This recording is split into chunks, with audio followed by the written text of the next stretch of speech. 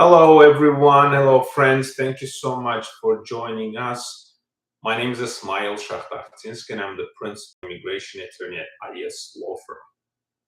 Today, we're going to talk about maintaining permanent residence in the United States, about the absences from the United States while you have your green card permanent residency and qualifying for citizenship. Before we continue, I have a huge favor to ask from you. Please click like, please subscribe to our channel, please join and comment as much as you can.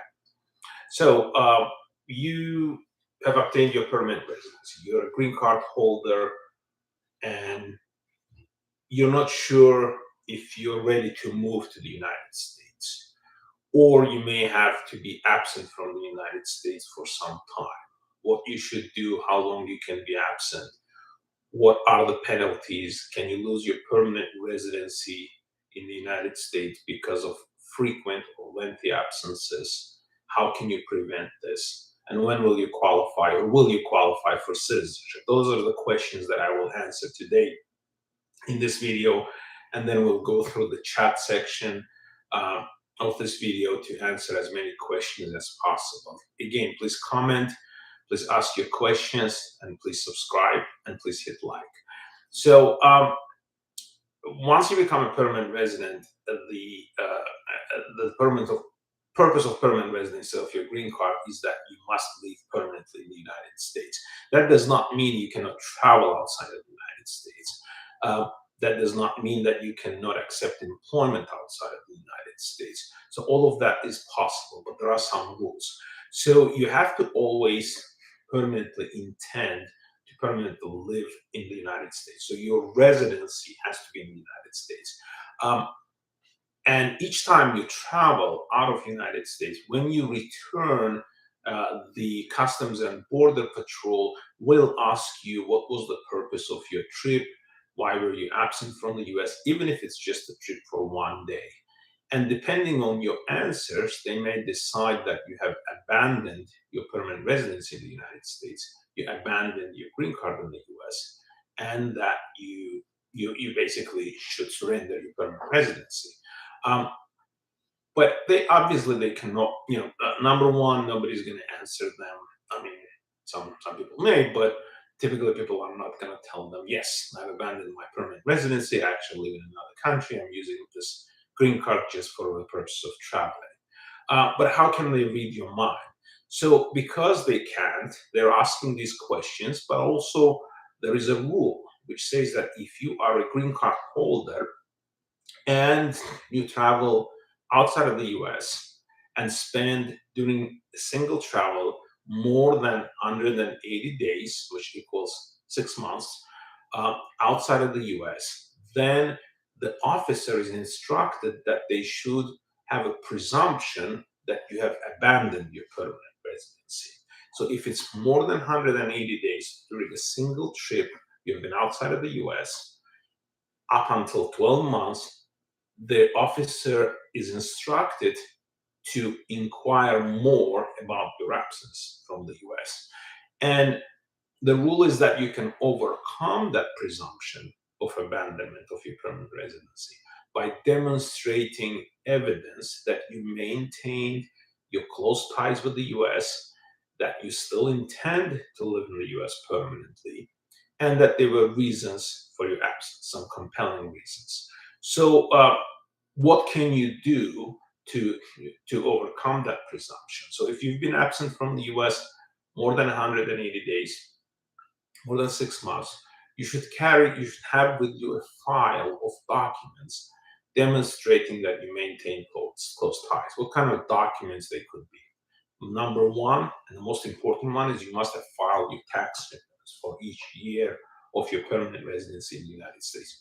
So I recommend, even if you're going to be traveling for a short period of time, if you're a permanent resident, if you have a green card, I recommend to have a file which contains your tax returns, copies of your tax returns, and specifically tax transcripts. It's very easy to pull those transcripts. You go to IRS website and you can easily pull all your transcripts for the years where you filed your tax returns. Now, if you're a permanent resident, but you have not filed your tax returns for some time or some years. Don't be alarmed, don't panic. You can always do that. Get in touch with the CPA, get your taxes filed. Now, aside from the tax returns, what you can also do, you can carry with you evidence of other close ties. Maybe you own property in the United States. Maybe you lease property in the United States. Maybe you have a car, you have a bank account, you have credit cards, you have state ID, driver's license, you may have medical insurance or some other insurance. Um, so there's plenty of evidence that you can accumulate and collect with you in that file each time you travel outside of the United States. If you're a permanent resident, you probably have heard of the difficulties people have, either because they're traveling too frequently or they have been absent for more than 6 months. Now, and these documents, this file, can overcome that presumption and these issues. Now, there is a misconception that if you return to the United States before the 180 days expire, uh, basically every 6 months, then there's not going to be any questions about maintaining your green card and you're going to pass through the border easily. That's not true. Um, as I said, even if you travel outside of the US for one day, the CBP officer upon your return will ask you about the purpose of your visit, of your absence. Uh, Secondly, if you travel too frequently or if you spend most of the year outside of the US, the same questions will come up. So they'll give you headaches. They'll give you a bunch of questions. They'll ask you, whether you live in the US or you live somewhere else, and so on and so forth. So as I said, carrying those documents help, but also there is one tool, there is one beautiful thing called reentry permit that you can apply for. Reentry permit is a pre-authorization from the United States government to allow you as a permanent resident to be absent for up to 2 years. And nobody's going to be questioning you about the length of your absence. Now, they can still ask you a question about the purpose of your absence or things, what did you do in that country? Why are you there? And so on. But at least this 2-year reentry permit will prevent for the next 2 years any questions about the length of the absence because you already got the pre-authorization. And you don't have to visit the US at all during those 2 years. Now, the reentry permit doesn't prohibit you from visiting the United States. You can come in and visit, especially if you want to maintain your residency for citizenship purposes down the road. But at least it's going to prevent any issues about the lengthy absences. The reentry permit requires you to be physically in the U.S. at the time of applying for it, and at the time when you have your biometrics, your fingerprinting appointment scheduled. So you have to be physically in the U.S. when you file the reentry permit application, and you have to be physically in the U.S. to attend your biometrics appointment. Usually it takes about a month or so for the biometrics from the time you file, so you don't have to be present in the US in between that time. So technically you can file for the entry permit while you're in the US briefly, and then leave and then return when you have your biometrics scheduled. And if you're considering this, please contact our firm. We do this on a regular basis. We handle the entry permits. We prepare the package beforehand, and then once you arrive here, without any wait, we file it. So you have the contacts below. Please contact us. Now, if you're absent for more than 12 months, again, the reentry permit is going to help. But also, if you don't have a reentry permit, unless you have compelling reasons, such as unexpected illness or some urgent humanitarian reasons, then you may and you will probably lose your green card upon entry. They will still allow you into the US, but you may be called to immigration court for removal proceedings, where you have to demonstrate that despite that lengthy absence, you did maintain your intent of returning to the US, but for some reason you couldn't, and so on. Like, for example, during the pandemic, and so on and so forth. So again, to summarize, as a permanent resident, I always recommend to carry with you a file, no matter whether it's going to be a lengthy trip or not, containing your tax returns, a tax transcript, containing any other evidence of close ties to the U.S., such as insurance proof, property ownership, bank statements, credit card statements, store cards, whatever you have in the United States or whatever activities you show. And finally, if you're going to be traveling, if you know that you're going to be absent for quite some time, to apply for a re-entry permit. Now, for qualifying for citizenship, the citizenship requires 5 years generally of continuous presence in the U.S., and half of which have to be physically spent in the U.S. And that physical presence, it doesn't have to be split or spread in those 5 years. It doesn't have to be in the beginning or end. It doesn't really matter. So as long as continuous presence, meaning absences for less than 6 months, or if it's more than 6 months, again, those documents that the file can help you also overcome that for citizenship purposes.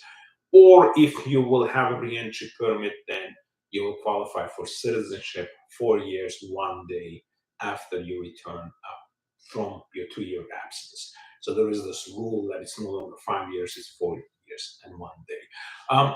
So next, I will go through questions again. Please type your questions in the chat section. It doesn't have to be related necessarily to this issue, to permanent residency or re-entry permit. It could be about anything, including asylum or any other issues, immigration issues you have, or anything that you want to know. I will try to answer as much as possible. And again, please do subscribe and press like. It helps for us to help anyone who needs more assistance. Okay, so I'll start by the anonymous last questions, and then I'll go down the list. So the first one, my mom petitioned for my sister 3 years ago. My sister got F1 visa 4 months ago. Is it possible she gets her green card sooner because she came here?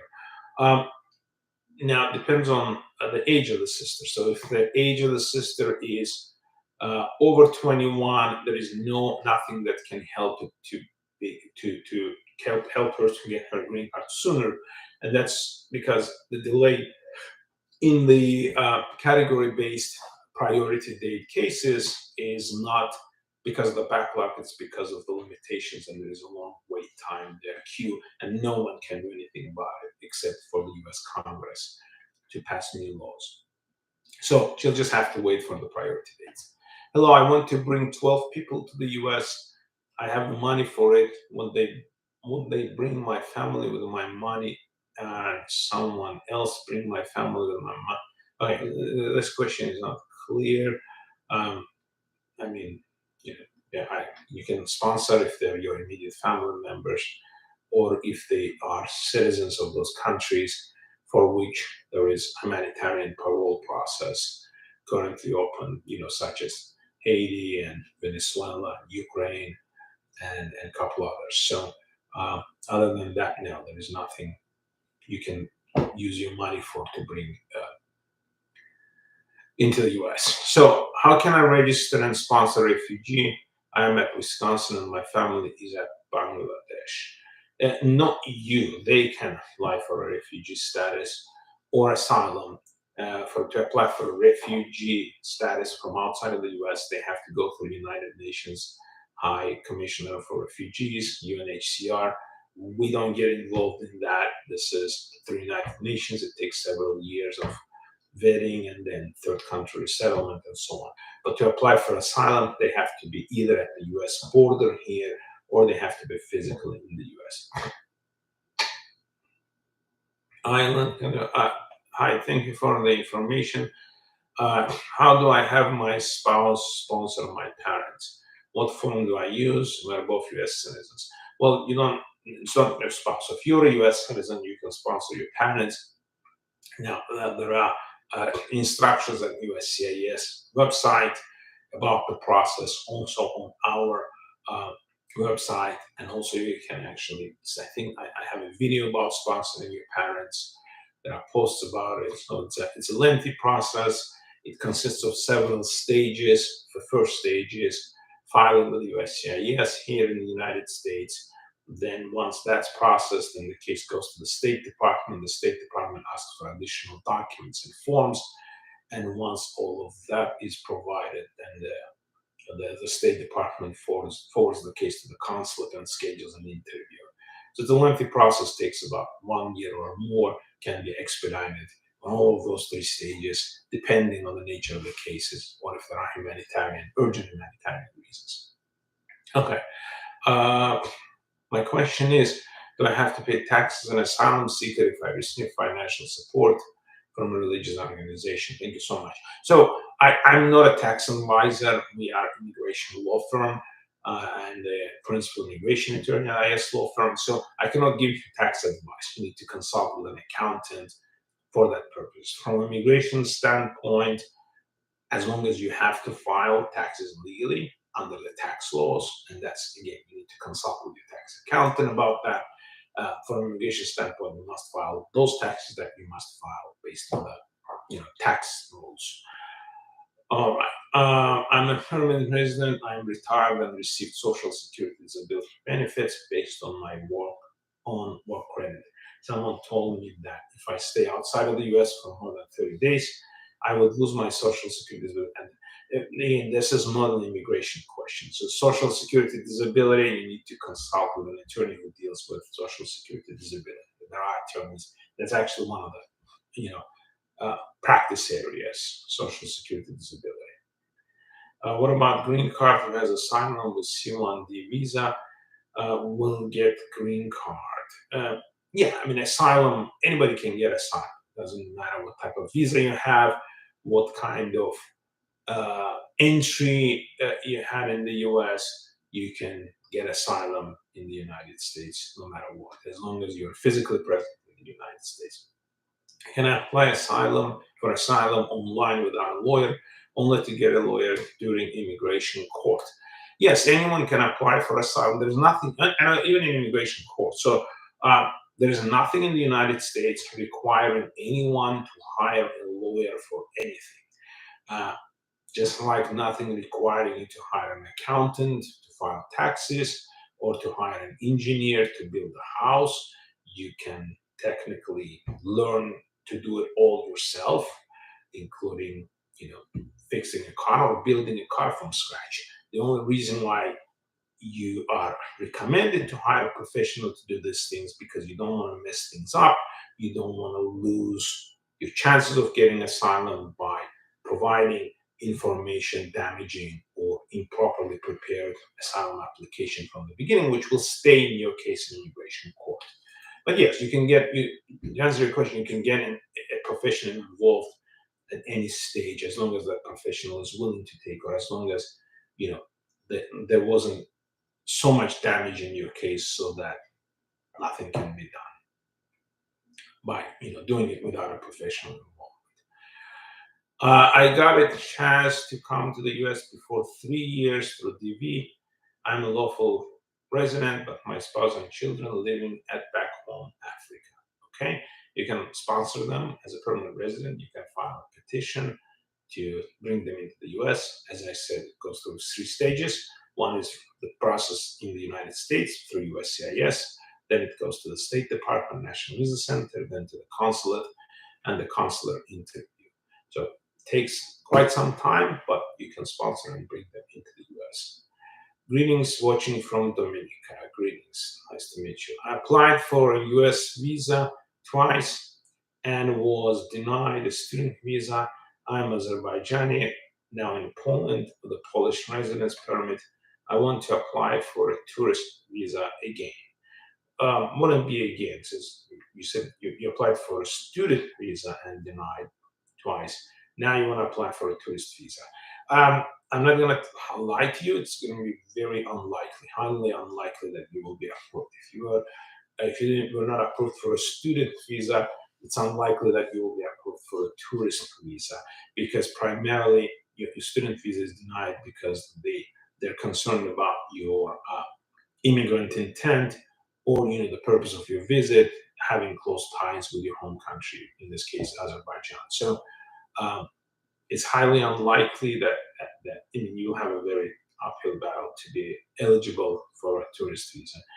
Again, primarily because of the issue of the consular officer believes that you're not going to return, that you're not coming here just to study or visit, but you will permanently stay in the US. Um, hello. Okay. My green card expired in April 2020, and I have been in Bangladesh since 2014 till now. Can I get a re-entry permit? My SP visa was rejected. So unfortunately, the SP visa is something that we usually don't advise because the consulates are brutal and they are, they are just as they sometimes mistreat. Uh, the visa applicants. The consulates have this wide discretion. You don't have much right to go through this process as a permanent resident. Basically, the bottom line is if you're rejected with SP visa, then unfortunately you're stuck there. We usually recommend if your green card is expired to enter the United States with expired green card, which you can do, and the airlines are supposed to allow you to board the plane. And then in the US, if you run into issue of losing your permanent residence, I mean the card, and being called to immigration court, then you will have a right to go in immigration court and dispute the loss of your permanent residency and still keep it. So it's case by case, but that's what we usually recommend doing if you think that you never abandoned your intent of losing your permanent residency, rather than applying for SP1 visa at the consulate. And a lot of people don't know this. Once your green card expires, you don't lose your permanent residency. So the green card is just evidence of your permanent residency. Once it expires, it doesn't mean that you no longer are permanent resident. You still have permanent residence in the US expired. Just like, if your passport expires, you don't lose your citizenship of the country. You just need a new passport to as evidence of your citizenship when you travel. Okay. And you can return to the US with expired green card. How can I enter the USA to get my biometrics fingerprint? Can I give it to New Delhi? Okay, this is continuation of the same question again. You cannot file a re-entry permit first outside of the US. And if you've already been rejected your SP1 visa. I came to the US with K1, adjusted my status. I have lived in the US now for 8, I assume, years, and want to apply for citizenship, but had only lived 1 year with my spouse. Do you think that would be a problem? Um, it does. It's not a problem. So if you live 1 year with your spouse, I assume if you have not been living with your spouse for the last 7 years, you're probably divorced, and you probably have your 10-year card. And in that case, whether you live with your spouse or not, or so on, it's irrelevant. So you're not dependent on your spouse, so to speak, uh, for immigration purposes. Anything you can help on my I-134, stuck on received since Venezuelan refugee. I'm trying to sponsor 2 people. No, unfortunately, there is no legal representation in this sponsorship through either Uniting for Ukraine program or Venezuelan refugee program through I-134. I'm a bit surprised that it's been stuck since October 31st because it's a relatively quick process. But they have some links there where you can send questions, where you can, communicate with the USCIS on the stages or Department of State. Can you talk about motion to reopen the removal order, how easy it is and how long will it take while the appeal is on the process? Should I be worried? So, motion to reopen the removal order means if somebody received an order of removal in immigration court, so they've got deportation order, what can they do to reopen that case or vacate that order? Um, it's kind of a vague question how easy it is. It depends on the case. Generally, it's easier now than it used to be on the Trump administration because the new administration has this prosecutorial discretion where the strictness of the government attorneys in opposing those motions have been relaxed, and relaxed by meaning they're now using common sense. So, for example, if somebody had a deportation order, they're in the U.S. Now they're married, they have U.S. citizen spouse, children, and so on. They haven't violated any laws, committed any crimes, filed their taxes, they're good members of the community, then the government attorneys in immigration courts, meaning the prosecutors, so to speak, they're advised by their secretary of the Immigration Customs Enforcement to use common sense, human factors and discretion to agree to these motions to reopen, so that this poor person's case can be reopened in the immigration court, and they may be granted termination of their immigration proceedings, so that they can adjust their status through marriage with U.S. citizens. So um, while the appeal is in the process, um, while the appeal is in, well, okay, so that changes the part. The second part of the question is saying while the appeal is in the process. So I assume the individual filed a motion to appeal with the Board of Immigration Appeals, in which case the court, even if you can convince the other side, the court is unable to reopen your case. So your appeal has to be exhausted or withdrawn, thereby returning the jurisdiction of your case to the immigration court, immigration judge, for the judge to be able to reopen your case. Otherwise, while you have an appeal, the immigration judge cannot reopen your case. How do I handle RFE after filing I-130 for my mother? It depends on the contents of the RFE. Means request for evidence. So if you file a petition for a relative or any kind of application with the government, with the USCIS, if you make any mistakes or miss any evidence, then the USCIS will send you what's called a request for evidence. It's a formal letter from the USCIS asking for whatever is missing or whatever additional questions they have. So to handle it, and they give you usually a deadline. Typically, it's 30 days to 90 days of deadline.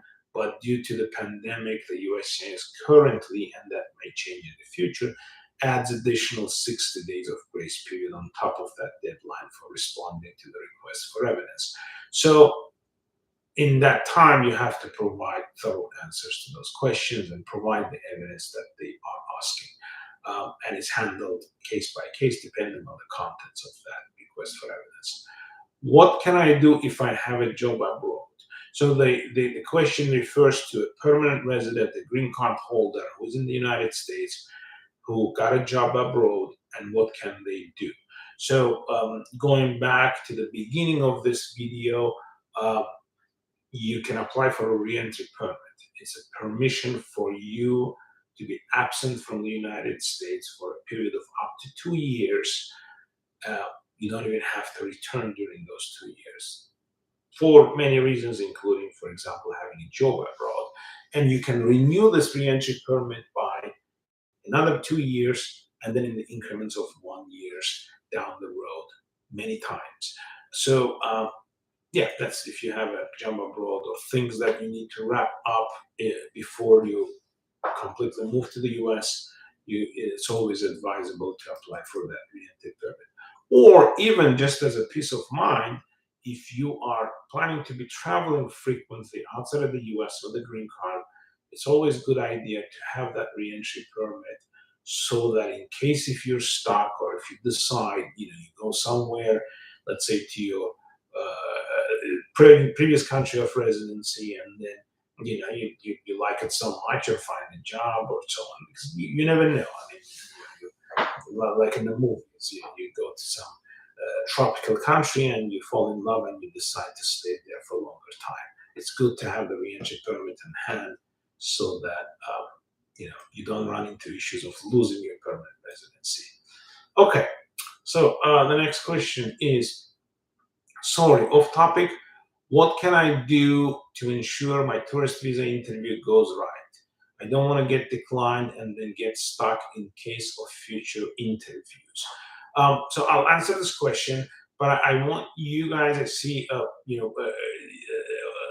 number of individuals watching this video live. Please write your questions. I don't pronounce anybody's name. It's confidential. And any questions you have, please write in the chat section, and I will answer as much as I can within this time. So, and again, please press like and subscribe to our channel. So the question was, what can I do to ensure my tourist visa interview goes right?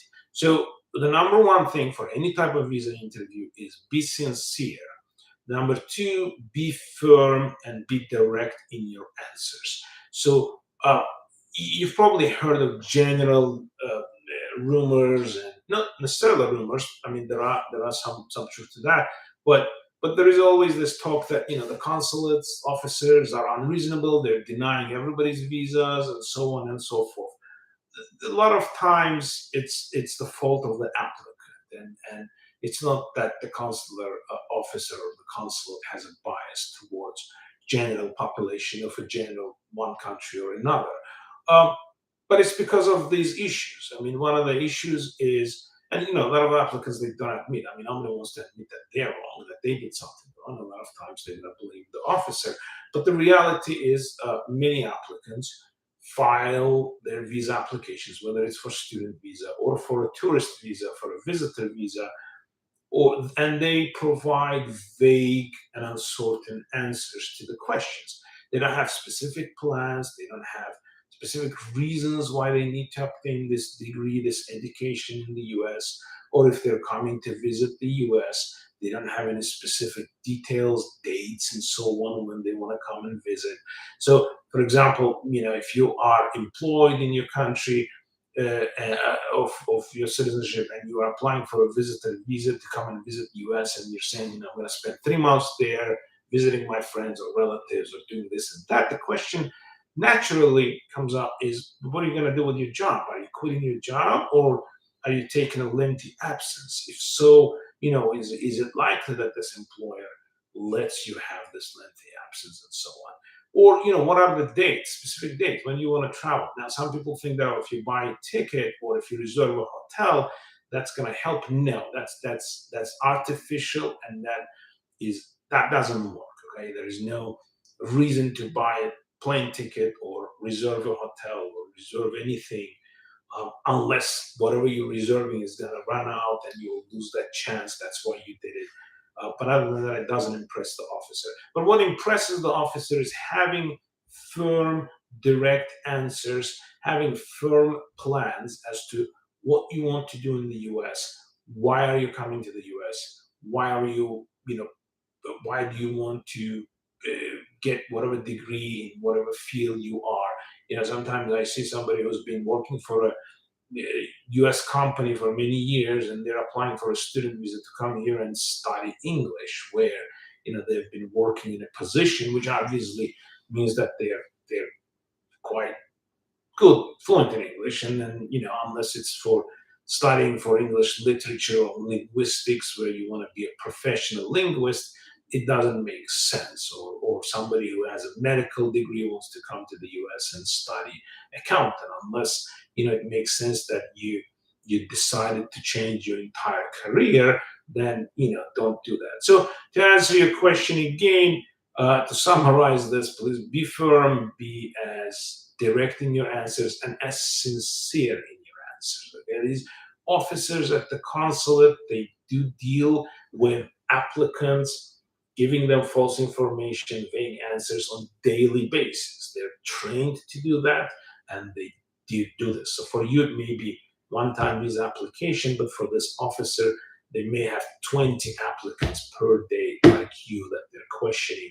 And then guess what? They're also questioning you. And then even they give visas, they trace those visa applicants. They keep track of them to make sure that they did comply with what they said. So sometimes we hear somebody's visa being canceled and revoked because they told the consular officer that they're going here to the US for a week, and then they come in here and stay here 2 months, right? Or they said that they're going to California to Disneyland, but they went to I don't know, to New York, Brooklyn, right? So, and never went to California. So the consulates do keep track of this.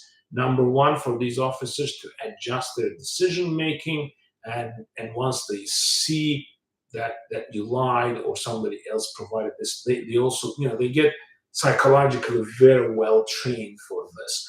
And and unfortunately, there is also this mentality, this stereotyping which I'm not saying doesn't happen, when they see this frequently happening at the consulate or in a certain country, then this consular officer kind of becomes biased towards either race or ethnicity or nationality of the individuals being applied. For example, we see a lot of times individuals applying from Africa, they get DNA tests. If somebody from African country files a petition for their child, um, it's more likely than not that they will be requested to pass the DNA test, because unfortunately it's been used so much to the extent that they don't believe that this is this person's child. And there are so many fake documents, birth certificates, that can be faked in many countries, including not just Africa, but in a lot of other countries with either authoritarian regimes or economy in bad shape with high level of corruption. So the consular officers know this. So when you are applying for a visa, for a visitor visa, if you're thinking about bringing a bank letter showing that you have money in the bank account, don't do it. They're not stupid. That you can put the money in the account and then get a letter and then close the account and get the money back or whatever. Or if you're bringing a letter from employer saying that yes, they're employed, we're letting him or her to be absent for the next 3 months. Again, the consular officer is not stupid. Just always think about that. Respect more the other individual at the consulate that you're going to be applying visa with.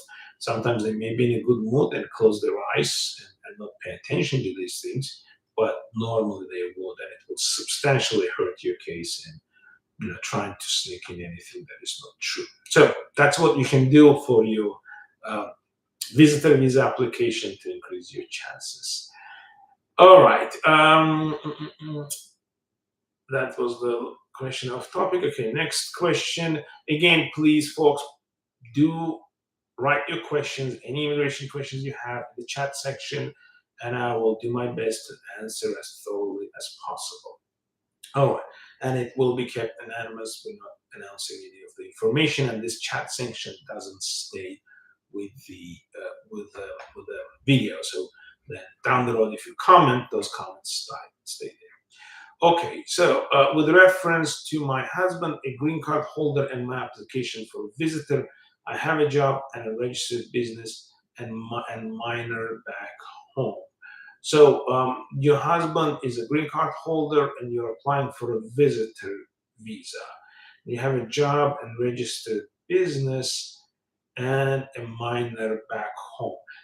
That doesn't necessarily change much. I mean, if your husband is a green card holder, the question first is, as a green card holder, he must maintain his permanent residence in the U.S. and must intend to permanently live in the U.S.